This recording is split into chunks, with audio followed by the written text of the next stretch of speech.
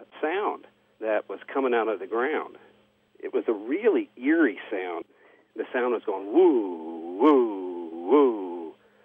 And we looked at each other, and we went over and we stuck our ear on a telephone pole. And it was so loud you couldn't keep your ear up against that pole. And we were just perplexed. Then we figured, well, it must be the wind blowing in the power lines. So the next day, on the day of the auction, I stopped on the way up, and I also stopped on the way back, and the sound was not there. This really perplexed me because it was basically the same as far as the wind was concerned. Then a week later, Tom and I was headed down to the Salmon River to go fishing, and we stopped. No sound coming out of the ground. And a week after that, we were going to Grangefield, and we stopped just out of curiosity about 5 miles from the previous spot, and we could hear the noise again coming out of the ground. But this time there was no telephone poles next to us, no power poles whatsoever. And so I went and I stuck my ear on a wooden fence post, and you could hear that sound loud like before. And so that really makes a guy wonder, because it isn't the sound of them generating electricity, through the power poles. It's an unexplained noise. If you were comparing what you are hearing, what would you compare the sound to that I and listeners might know? It was a sound like drilling or coring. To me, it made me think that there was some type of work going on underground, like a big core machine, but I know that's not possible. Because? Well, there's nothing like that going on around here that I know of. See, I live on the Clearwater River, and the prairie is between the Clearwater River and the Salmon River. It's called the Camas Prairie. Beyond the prairie comes the mountains. I just can't even imagine what somebody would be doing with a core machine up there. There's nothing like that going on, but that's exactly, to me, what it sounded like. If anyone's ever worked in a mill, the conveyor belt has this woo, woo, woo sound to it, and it sounds like a conveyor belt taking debris away. Another thing that's interesting, within the last year, my mom has reported hearing real loud noises coming out of the ground, and she says they're extremely loud. Her house is on a fault line, so whenever the ground's rumbling, she's very concerned about it. A year ago, she reported to me that she was hearing loud bangs, and about 5 weeks ago, there was a wooden desk, and on the wooden desk, it had an old plate, about 18 inches. She had about a 20-pound potted plant on top of it. Her and Dad was watching television, and they heard what they thought was a cannon blast. And what happened was that plate the pot was sitting on, it exploded into little tiny pieces. They were micro pieces and threw all over the house. Just scared them to death. They didn't know what happened. I suspect that it was sound vibrations up to the fault. Or it was some sort of a field or frequency that happened to resonate with whatever that glass was that the plate was made out of. Yeah, it's like an opera singer breaking a glass. Right. Another thing that's interesting, it was the spring of 2008, and I'm not exactly sure, May or June. We were noticing these bright lights. Not only was I noticing it, my neighbors were. The guard dogs would sit right on the house. They wouldn't go out and protect the animals, the sheep or the cows. And it was really odd. The dogs were afraid of whatever these lights were. Exactly. What was the size and the color of the lights? They were white, and they were usually about the size of an orange, sometimes as big as a basketball. My daughter, she said that she saw one about the size of a Volkswagen Bug that was going in and out of the trees on the back part of the ranch. And she said it zigzagged in the trees, and it actually went up and over the trees and then downriver. But the oddest thing was in the middle of the night, we heard a cow scream like nothing I've ever heard before. And my wife and I woke up. Angie goes, "Skylar, there's a cow in the house." And I said, "What?" So we jumped up and we ran to the front door. When they opened up the door, Buttercup, the cow that we had raised from a calf, she just screamed, bellowed like the oddest sound.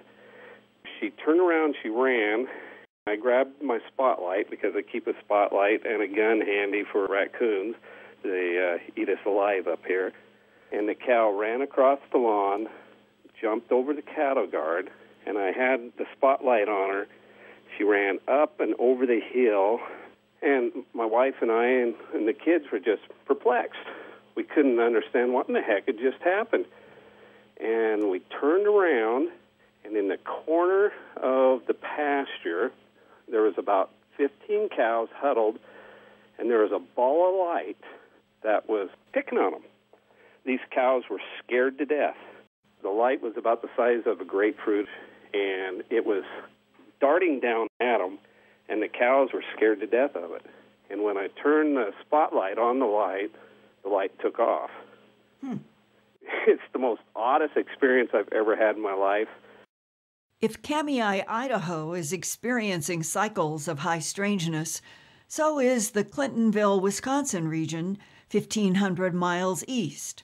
Back in 2012, on the night of March 18th, between 9:30 p.m. and 5:30 a.m. the next morning, people in northeastern Clintonville reported loud sounds that shook their homes and were compared to clanging metal and jackhammers.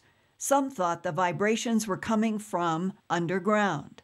City Administrator Lisa Kuss told me she joined police, fire, emergency, and utility crews to investigate on 2 different nights and twice heard and felt the boom on the bottom of her own feet.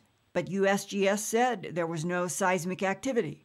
The mysterious loud shaking booms went on in Clintonville for over a week. And then the boom spread 80 miles southwest to Montello, Wisconsin. The Montello police chief said, quote, "This is pretty much community-wide and it appears to be underground," close quote. But again, USGS said there was no seismic activity in Montello. Now there have been more boom reports from Wisconsin in mid to late April 2014, only about 50 miles northwest of Clintonville, in a small rural town called Antigo.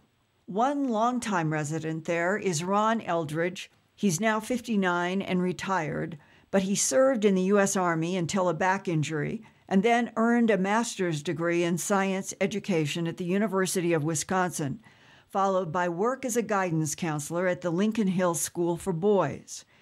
Ron Eldridge is completely baffled by the loud, explosive sounds that he compares to dynamite or a military-type explosion that have repeatedly shaken the west walls of his home, but he cannot find any cause, and neither have the police that he's notified. Here is Ron Eldridge in Antigo, Wisconsin, 50 miles northwest of Clintonville. I was sitting in the house watching TV, and I heard this loud explosion, not like a firecracker or a cherry bomb, more like dynamite or like a military-type explosion. And I thought my son was outside in the garage. He was supposed to fix the gas tank in a car. And I didn't know if my son was using a cutting torch or whatever, but I thought the gas tank must have blown up. And my dog started barking here in the kitchen, was looking out the window. So I ran outside, and my son was gone. He had gone home already, so it wasn't him. I couldn't see anything outside, absolutely nothing. And then Tuesday, April 29th, at about 12:15 p.m., I was sitting in my living room again, and I heard this really loud explosion, even louder than the one I heard on Sunday. And this time it was so loud it rattled all the windows on the west side of my house, and it sounded like it was at ground level. I thought for sure that the gas clothes dryer in my basement exploded. I ran down the basement and nothing. It was fine. Went outside, couldn't see anything. I did call the police that time because I thought there's something funny going on. I don't know what it was. Mm-hmm. The deputy sheriff came over here, and I explained everything to him, and then I called the National Geological... U.S. Geological Survey. Yeah, and I talked to one of the seismologists there, and I told her what I had heard, and that I was wondering if it was an earthquake. And she called me back about 2 hours later, and she said that their sensors, which were 60 miles away from here, she said that they hadn't picked up anything from the Anigo area. Now, did the police say that they were going to do anything in terms of finding out if other residents in that general area had heard the booms? The detective that was over here, because I told him I could feel it on the west side of my house, the windows rattling, he said he was going to work his way west and ask other people if they heard it. And then I did read an article in the paper like a day or two later about it, and did say that people at the Shell station, which is west of me, and at the bus company, which is kind of west, more to the north of me, that they also heard it.